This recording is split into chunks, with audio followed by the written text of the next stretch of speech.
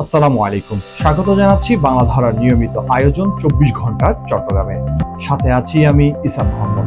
জানিয়ে দিব ২৪ ঘন্টায় ঘটে যাওয়া বিশেষ সংবাদের সারসংক্ষেপ। নগরে ৪ দিনের বিশেষ পরিচ্ছন্ন কার্যক্রম শুরু করেছে চট্টগ্রাম সিটি কর্পোরেশন। রোববার সকালে চকবাজার ওয়ার্ডের প্রবর্তক মোড়, বড়নালা এবং আশেপাশের শাখা নালাসমূহ পরিষ্কারের মাধ্যমে এই কার্যক্রম শুরু হয়।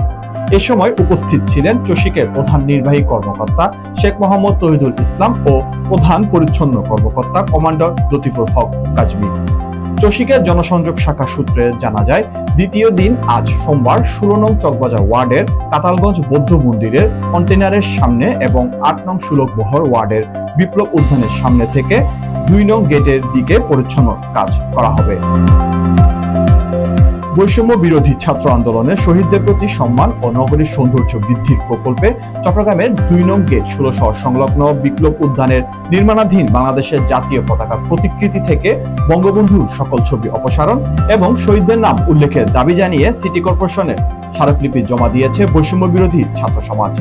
রোববার চট্টগ্রাম সিটি কর্পোরেশনের প্রধান নির্বাহী কর্মকর্তার নিকট বিপ্লব উদ্যানে নির্মিত জাতীয় পতাকার প্রতিকৃতি ও সবুজায়ন প্রসঙ্গে শিরোনামে এই স্মারকলিপিটি জমা দিয়েছে বৈষম্য বিরোধী ছাত্র সমাজ। অন্তর্বর্তীকালীন সরকারের মুক্তিযুদ্ধ বিষয়ক এবং দুর্যোগ ব্যবস্থাপনা ও ত্রাণ মন্ত্রণালয়ের উপদেষ্টা ফারুকী আজম বীর প্রতীক বলেছেন, ৩ দিকে শিকলে ঘেরা, একদিকে বঙ্গোপসাগরের মধ্যেই আমাদের এই বাংলাদেশ। এদেশে ৫ আগস্ট ছাত্র জনতার বৈষম্য বিরোধী কোটা সংস্কার আন্দোলনের মাধ্যমে অর্জিত দ্বিতীয় স্বাধীনতা সুফল ভোগ করতে হলে সব ক্ষেত্রে পরিবর্তন অপরিহার্য। তিনি পুলিশ বাহিনীকে তাদের চরিত্র পরিবর্তন করে কোনো পক্ষের নয়, জনগণের প্রকৃত সেবক ও মানবিক পুলিশ হওয়ার আহ্বান জানান।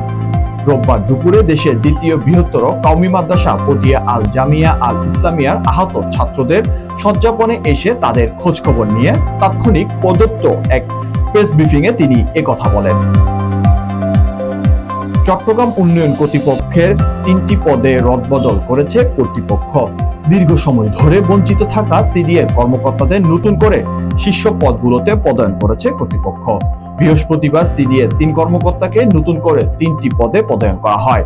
কাজের স্বচ্ছতা বৃদ্ধি, গতিশীলতা আনয়ন, জনসেবা নিশ্চিতকরণ এবং সুষ্ঠু ব্যবস্থাপনার স্বার্থে এই পদায়ন করা হয়েছে বলে জানায় সিডিএ। দীর্ঘ সময় ধরে এই ৩ কর্মকর্তা সিডিএতে পদবঞ্চিত ছিলেন বলে জানা যায়। গত ১৫ আগস্ট সিডিএ সচিব রবীন্দ্র চাকমা স্বাক্ষরিত এক অফিস আদেশে এই পদায়ন করা হয়।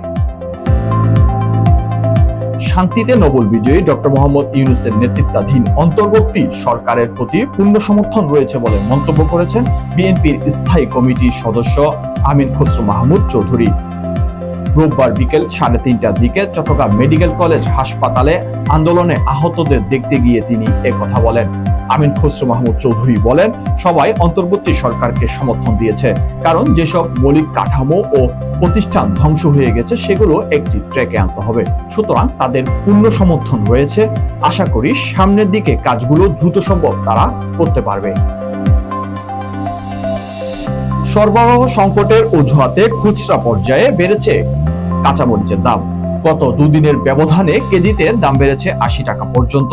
ব্যবসায়ীরা বলছেন, কাঁচা পণ্যের বৃহৎ আড়ত রিয়াজউদ্দিন বাজারে পাইকারিতে মরিচের সরবরাহ কমে গেছে, ফলে দাম বাড়ছে। তবে ভোক্তারা বলছে, কাঁচামরিচ নিয়ে বিক্রেতাদের কারসাজি নতুন কিছু নয়। এর আগে গত বছর এই সময়ে কাঁচামরিচের লাগামহীন দাম বাড়ার কারণে তৎকালীন সরকার ভারত থেকে কাঁচামরিচ আমদানির অনুমতি দিতে বাধ্য হয়। রোববার নগরীর কয়েকটি খুচরা বাজারে গিয়ে জানা যায়, বর্তমানে প্রতি কেজি কাঁচামরিচ বিক্রি হচ্ছে ৩০০ থেকে ৩২০ টাকায়, যা ২ দিন আগে বিক্রি হয়েছিল ২৪০ টাকায়। আগামী ১১ সেপ্টেম্বর থেকে অনুষ্ঠেয় এইচএসসি ও সমমানের বাকি পরীক্ষাগুলো স্থগিত করে বিকল্প মূল্যায়ন সহ ৫ দফা দাবিতে চট্টগ্রামে মানববন্ধন হয়েছে। রোববার দুপুরে নগরীর মুরাদপুর এলাকায় চট্টগ্রাম শিক্ষা বোর্ডের সামনে বিভিন্ন প্রতিষ্ঠানের শিক্ষার্থীরা এইচএসসি ২০২৪ ব্যাচের পরীক্ষার্থী ব্যানারে এই মানববন্ধনে অংশ নেয়। মানববন্ধনে শিক্ষার্থীরা জানায়, জোর করে পরীক্ষা চাপিয়ে দেওয়া যাবে না। বিগত ৬ মাস ব্যাপী পরীক্ষা অনুষ্ঠিত হচ্ছে। বর্তমানে এইচএসসি পরীক্ষার্থীরা মানসিকভাবে ক্ষতিগ্রস্ত এবং অনেক পরীক্ষার্থী বৈষম্য বিরোধী ছাত্র আন্দোলনে শারীরিকভাবে আহত। আবার অনেকে মিথ্যা মামলার আসামি করে হয়রানির শিকার করা হয়েছে। ফলে সার্বিক পরিস্থিতি বিবেচনা সবার কথা চিন্তা করে স্থগিত পরীক্ষা না নিয়ে বিকল্প মূল্যায়নের ব্যবস্থা করতে হবে। মানববন্ধন শেষে শিক্ষা বোর্ডের চেয়ারম্যান অধ্যাপক রেজাউল করিমের কাছে স্মারকলিপি জমা দেয় শিক্ষার্থীরা। সর্বশেষ আবহাওয়া সংবাদ। গত 24 ঘন্টায় চট্টগ্রামে 112 মিলিমিটার বৃষ্টিপাত রেকর্ড করা হয়েছে বলে জানায় পতেঙ্গা আবহাওয়া অফিস। লঘুচাপের প্রভাবে চট্টগ্রামে সোমবার দিনভর বৃষ্টির সম্ভাবনা রয়েছে বলে জানায় প্রতিষ্ঠানটি। পতেঙ্গা আবহাওয়া অফিসের পূর্বাভাস কর্মকর্তা জহিরুল ইসলাম জানান, আরো কয়েকদিন ভারী থেকে আরো ভারী বর্ষণ হওয়ার সম্ভাবনা রয়েছে, ফলে পাহাড় ধসের সংখ্যা রয়েছে। রোববার ভোর 6টা থেকে সোমবার ভোর 6টা পর্যন্ত চট্টগ্রামে 112 মিলিমিটার বৃষ্টি রেকর্ড করা হয়।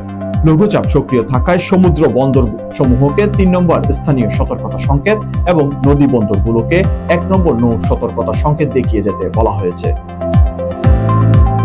দর্শক, এই ছিল 24 ঘন্টার বিশেষ সংবাদের সারসংক্ষেপ। বিদায় নিচ্ছি আমি ইসা মোহাম্মদ। আগামীতে আবারও দেখা হবে আপনাদের সাথে। দেশ বিদেশের নানান খবরাখবর জানতে বাংলা ধারার সাথেই থাকুন। ভিজিট করুন www.bangladhara.com। এছাড়াও মোবাইলের প্লে স্টোরে গিয়ে ডাউনলোড করুন বাংলা ধারা অ্যাপটি। ধন্যবাদ।